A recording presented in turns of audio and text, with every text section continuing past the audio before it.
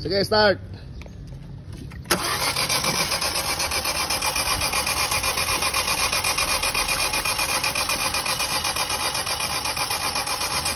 Patay.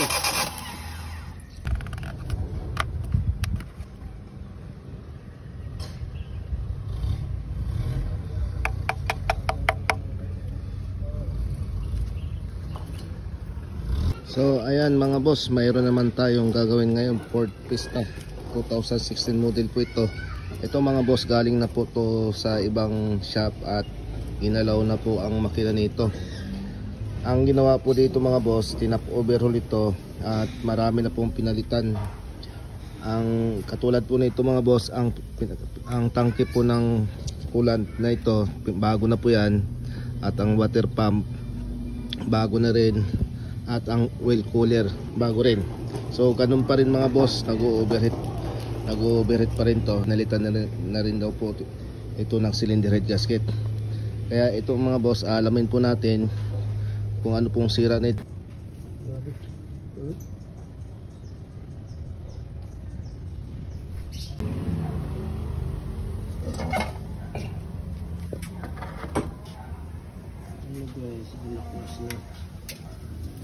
Bago nga oh. Ayun o, bagong gawa. Yung tubig at saka langis guys, so naghalo-halo na. Ayan, Singaw. may singaw na po rito sa gitna. Hindi pala tubig. Ayan. Pinalitan na rin ng oil cooler to. Ito oil cooler, saka water pump, saka yung tangke ng coolant. Kaya marami po na pinalitan na po rito. Pero nag-overheat pa rin, naghalo pa rin yung tubig at langis.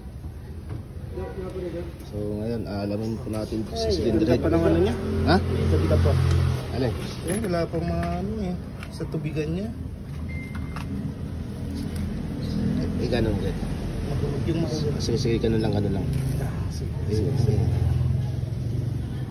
Dito natin makikita kung singaw ang cylinder head gasket. Ito po, kulay itim. Ayan. Ito hindi po pinarepis ito. Ayun, halata na hindi nahasa. Siguro ginawa ito nag-overheat. Pinalitan lang ng cylinder head gasket. Pero hindi siya minasin shop, hindi nirepase, kaya sumingaw. Maaaring bingkong itong cylinder head na to. Ayun o. Singaw po siya. Ito po yung langis niya o. Kulay kape. Kaya ang gagawin natin ito, i-repase natin. Ang cylinder head gasket niya bago pa rin ano. Bago pa. Sana yung gasket niya. Ayun o. Ang nipis. Sobrang nipis ng gasket niya oh. Ganyan gasket. Kaya ang gagawin natin, i-repaste din natin to, ang kanyang engine block, para pumantay. Bingkong siguro itong engine block na to. Ang gagawin natin dito mga boss, dahil nga po singaw po yung pinaglalapatan ng gasket, i-repaste po natin itong engine block. Hindi na po natin kailangan ibaba itong makina. Manumanuhin lang po natin pagre-repaste ito mga boss, para hindi po matrabaho. At pati yung cylinder head, i-repaste din po natin yun. So yun, kasi ito mga boss, ginawa ito, hindi po ni-repaste ang cylinder head, kaya po sumingaw ang kanyang cylinder head gasket. Baka yung cylinder head bingkong. Sa pagre-repaste ng engine block mga boss, lahat po ng daanan ng langis pababa, yung mga butas po ng langis, kailangan po natin takpan, para yung mga pag niliha po natin to, yung mga matatalas na liha na nadudurog na natatanggal, hindi papasok sa loob ng makina. Kasi pag pumasok po yun, halo po sa langis at maaari po na magagasgas po yung mga bearing po sa ilalim kapag humalo po sa langis yung pinagkaskasan po ng liha. Kaya kailangan po siguraduhin natin na takpan po natin yung mga daanan ng langis bago po natin i-replace po ito. Liha lang po ang i-replace na pang-replace natin dito mga boss. At makikita po natin mamaya kung pantay ba itong engine block na to.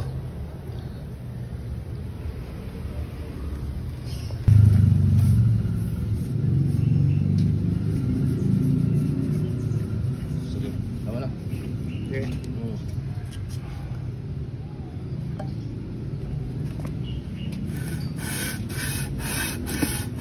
Gandahan lang, gandahan.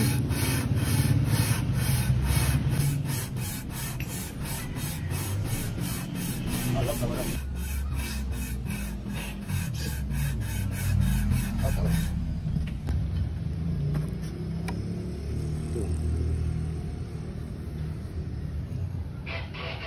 Okay.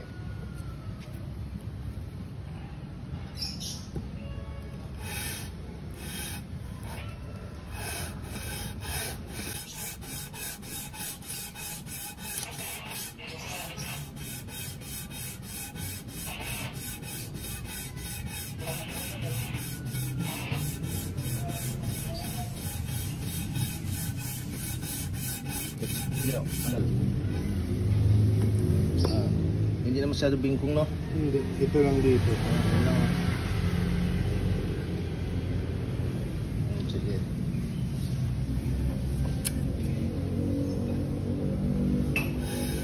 Baka yung black ang bingkong. Oo.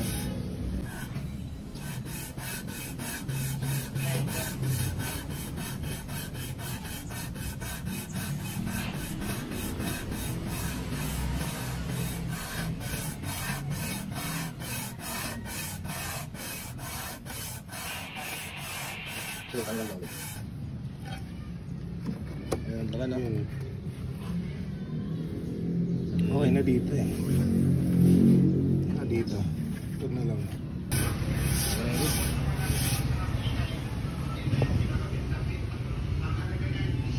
Ano na yan?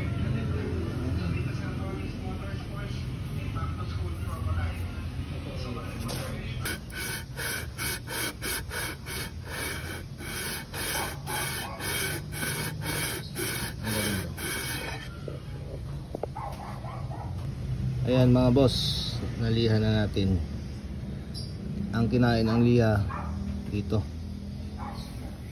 Dito po, nakainan ng liha.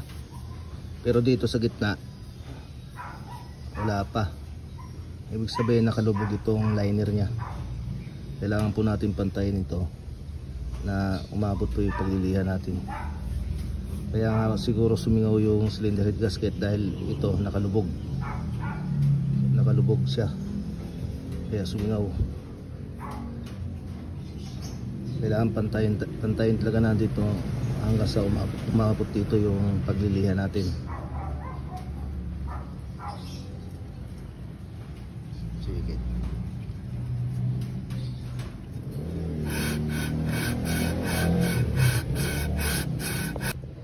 Ayan mga boss, nalihan na nga po natin. Masyado na po, marami na po nabawas dito sa bawat gilid, dito sa gilid ng liner sa engine block. Pero nakikita po natin dito mga boss, dito sa liner, so maitim pa rin. Ibig sabihin hindi pa nakain ng liha.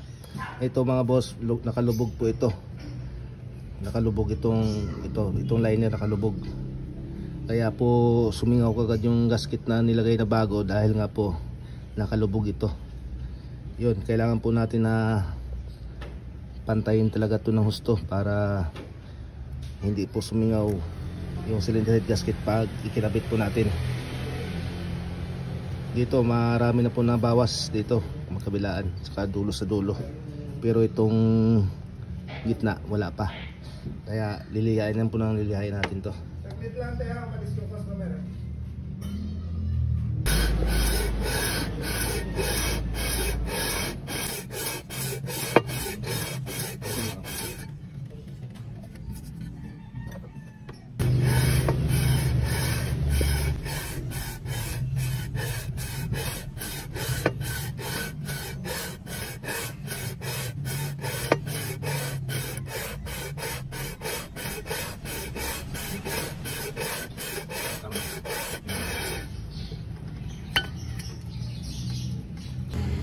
So ayan mga boss, na marami na po tayo nabawas na pagliliha rito.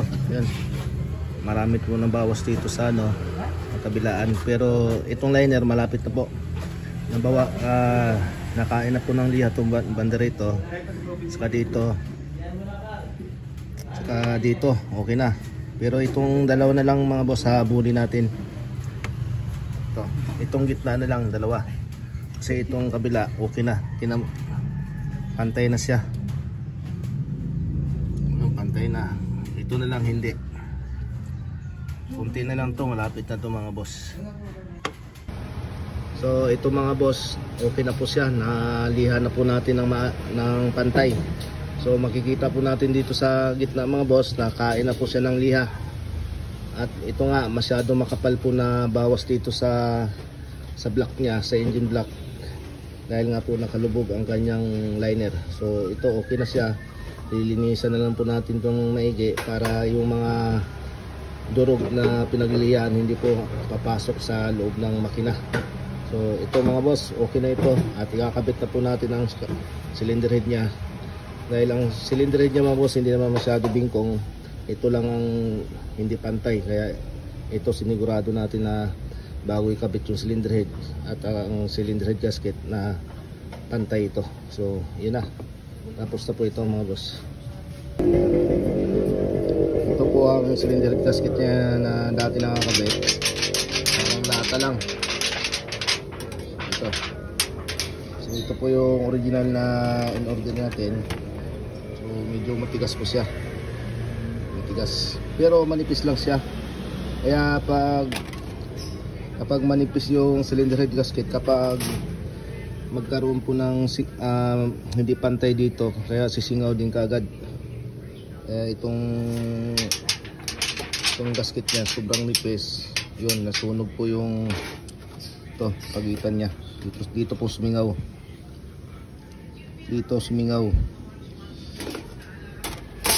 dito siya. Kaya kailangan pag ikabit, sigurado na pantay itong pinaglalapatan ng cylinder head.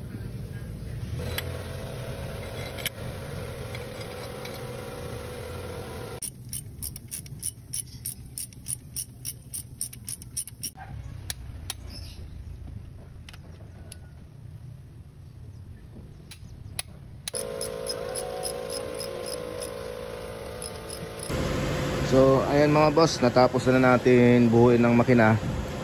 Ngayon ikukulant na po natin at yun, lalagyan na po natin ng langis.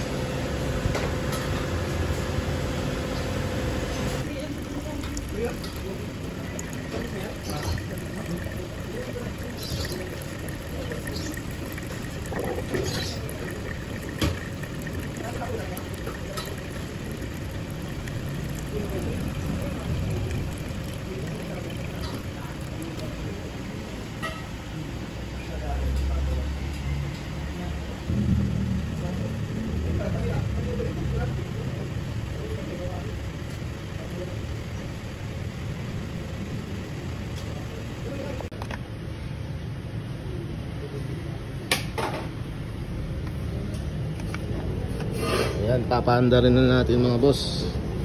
Tingnan natin kung aandar ito.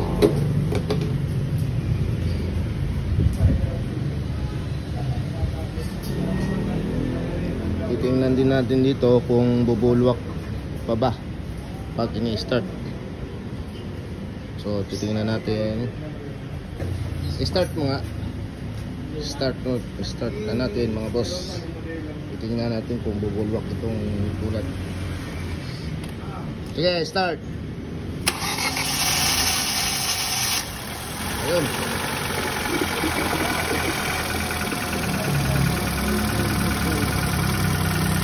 Ayun, pwede na. Patay ulit, Jet. Patay. Start.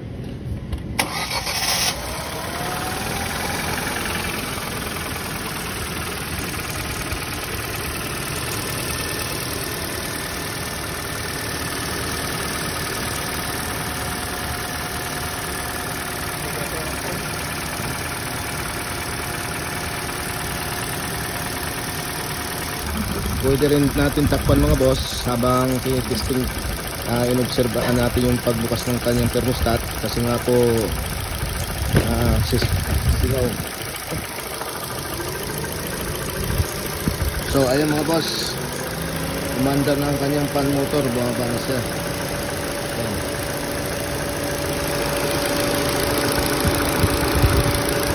Ito lang po pag mag-bleed po tayo. Bumaba na siya mga boss. Ibig sabihin kulang na po ang laman nito. Start mo. So ayan mga boss, wala na po siyang bullback pag ini-start, at ito wala na rin pong tubig na humalo dito sa langis. So ito na po. Ito mga boss, mainit na ito. Mainit na po ang makina nito. So wala po tayo nakikitang bulwak o kaya yung tubig na pumasok sa loob ng makina. So ayan, okay na po ito mga boss.